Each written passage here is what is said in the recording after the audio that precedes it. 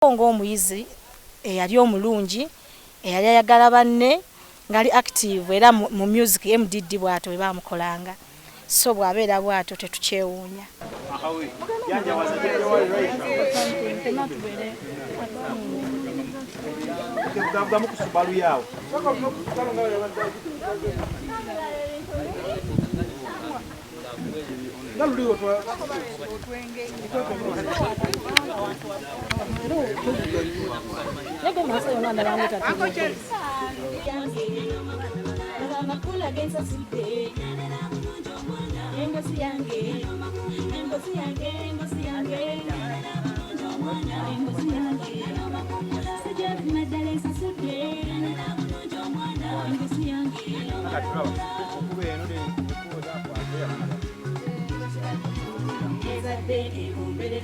Nsanyuse okulabako erinnya n'eddoboozi Lady Justine omuyimbi w'eggwanga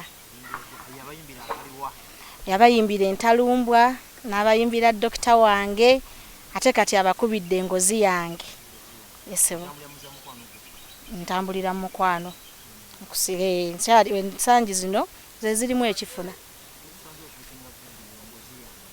yesebo engozi yange yakolebwa Kiwanuka Jime yagiwandiika audio nekolebwa producer EDD wa Acton Records video nekwatibwa Firehouse esebo concept yakolebwa Firehouse era yambibwako ne promoter wange ntaddemu nnyo kubanga bw'otateekamu era tofuna oteekamu ennyo n'abagiraba ebasikiriza okuwa emirimu.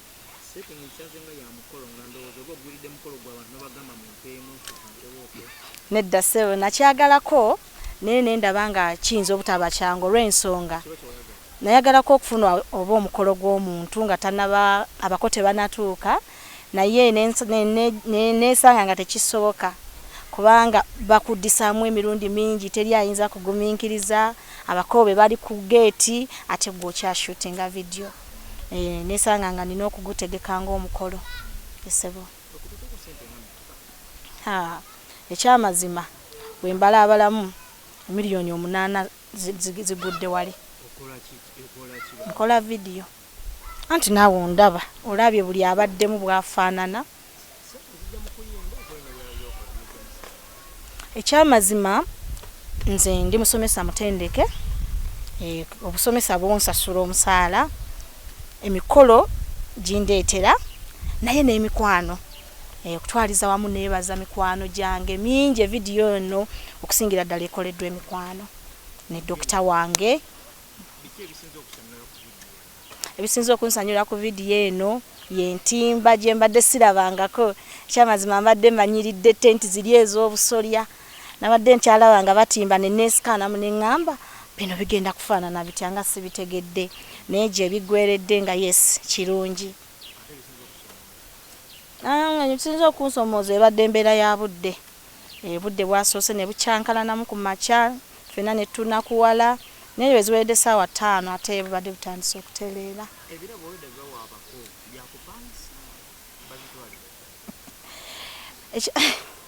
Ekyamazima ebirabo ebyo sijjaga nti birabo bibaddewo mpoze enkoko ebaddewo nga yaddala ente ebaddemu musanze ndowooza bagijjeewo ng'egenze mu kiraalo ebirabo biri ebirala ng'era concept webadde etambula tubadde tulina okulaga nti gwali mukolo gwennyini esebo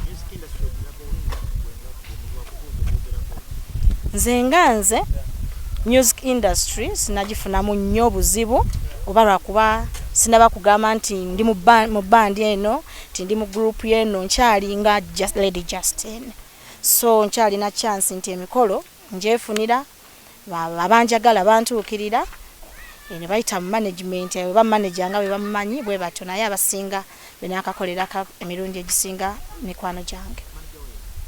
Manager wange nina ba manager babiri nina Dokita wange nina promoter Lupi.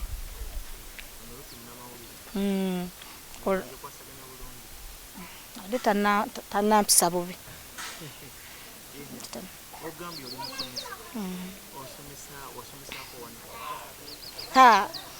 Bwenna tutula tunaamala nakolera bifo biwerako, nakolako ne Liana Junior School nga nakafuluma okusomesa, nenkolako n'essomero lya International emuyenga. Currently ndi ku St. Kizito Kansanga. St. Kizito Kansanga? Yes. Omukulu Alien Skin je yasomera? Alien Skin obbi wa St. Kizito Kansanga. Esebo. Abasomesa omwana yabadde yali ku ssomero lya mwana. Alien Skin yasomera ku St. Kizito. Weewaawo nze ng'omuntu saamusomesa class ye nasanga aliko maaso nenga teyali muyizi mubi. Kuba abamusomesaako bamugamba bamwogerako ng'omuyizi ataali mubi naye ate tumwewuunya olw'ekyo kyali.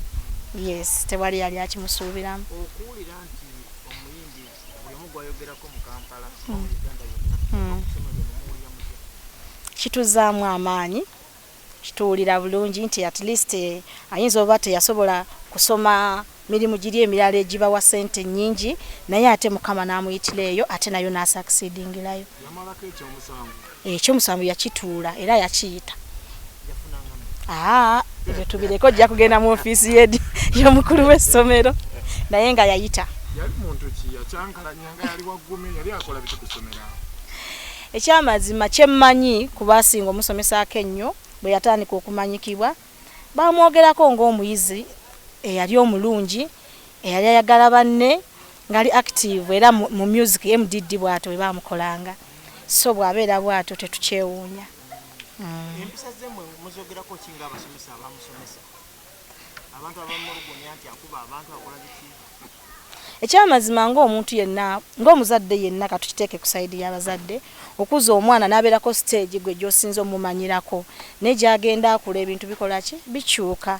Naye nga nze simuwulirangako rekodi mbi yakulwana gye yasomera. Pozi ssomero teyalwana nedda. Headmaster nti baleese emisango mu office bamu experience bamu discipline.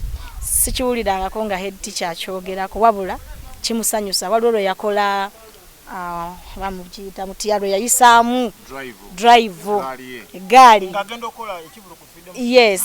Egaali yaleeta jjaamu mungi awo era abaali bamanyi ne bagamba obbi ayiseewo. Yes. Bayiteeyo amasasi ne gavuga. Ago nagawulira buwulizi oba nsambye eyo. Kansanga eyo. Kansanga mu Kiwempe. Saabitegeera nnyo naye nga nawulirako tegavuga. Oli muyimbi? Ndi muyimbi. Alien Skin mutabani ogwe yamusomesa. Ati yasomera ku ssomero ly'otusomesa. Lwaki tomusaba kolabo? Ekyamazima style ya Alien Skin si ye yange. Nyinza okuba nga tetukwatagana mu bye tuyimba. Kyogamba tosala musaba kolabo.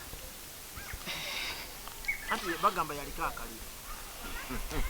Ekyamazima okuba nti nfokasinze nnyo mu band side. Side eyo yinza okumbeerera enzibu. Maybe with time to come. Sikati. Batumuvaako omuwabulamu kibiina kisawa.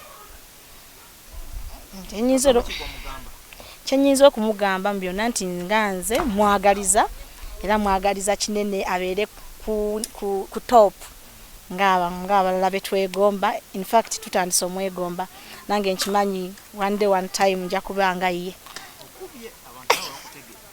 Bantegedde olw'omulimu omulungi bapromota bange gwe bankozeemu naddala omutarupi kubanga buli radio gyentuseeko buli TV gyentuseeko omulimu agukoze bulungi.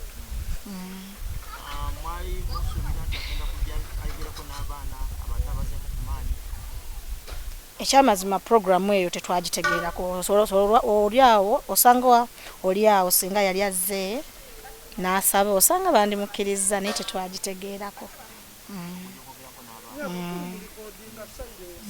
Nga tusibula abantu abakulaba vidiyo eno yakomeka mu vidiyo zebakakola? Eno vidiyo yange yakusatu. Esebo. Efuluma mu bbanga ki era gwe nga bw'ogirabye ogyesuuza otya? Nga bwenjirabye nga bwetambudde mpulira saagala na wiiki eggweko nga sinagifuna kuba ndaba buli kimu kibadde kirungi.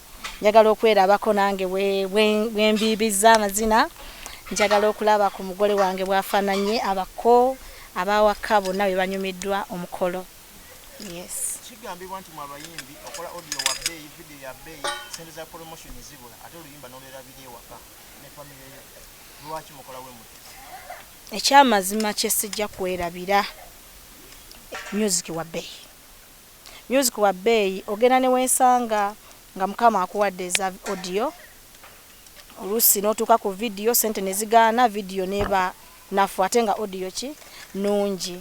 Kati n'otuuka oba video n'efuluma promotion negaana olwa sente okuba nti ziba nnyingi ko okutuuka ku TV ez'enjawulo. Nenze nina okukkiriza okw'amaanyi nti weefulumira ne TV zijja kuba zirufunye. Yes, nina okukkiriza. Dr. Mulungi tomulabyewo wano ali ku mulimu naye babaddewo bamukiikiridde buli kimu abadde akifolowinga. Dr. anafuna mbuzibu nagwe kuyimba kuba abasajja bamu omukyala batandika okuyimba yeraliikirira.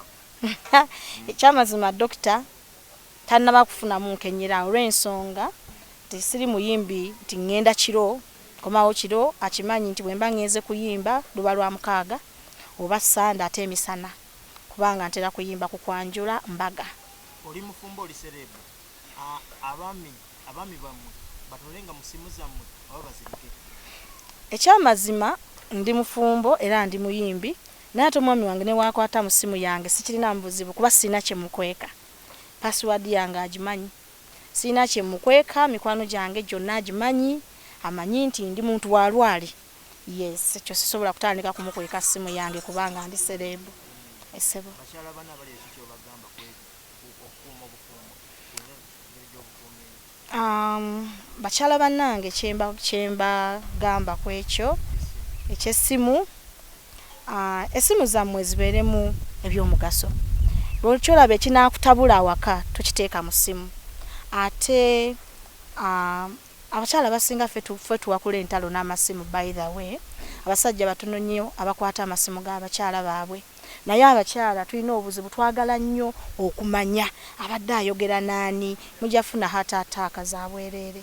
Simu z'abaami muzeesonyiwe mufune emirembe yange ne bwevugiraawo tasobola gikwatako naye ate nga ne bwagikwatako bonna baba bakuba amanya. Ani akwambaza nga tugenda n'akoze makeup? Anyambaza ye Nelly's Bridal esangibwa Mukono. Ankoze makeup ye Juliet Muna yakula tudeno wala. Kati byoligi Tudeno wala.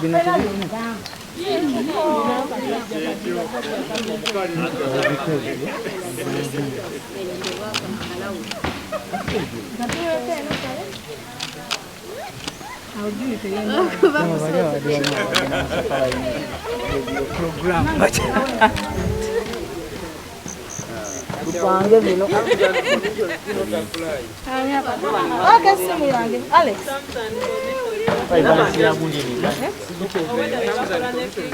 Njagala genda kunywa chai.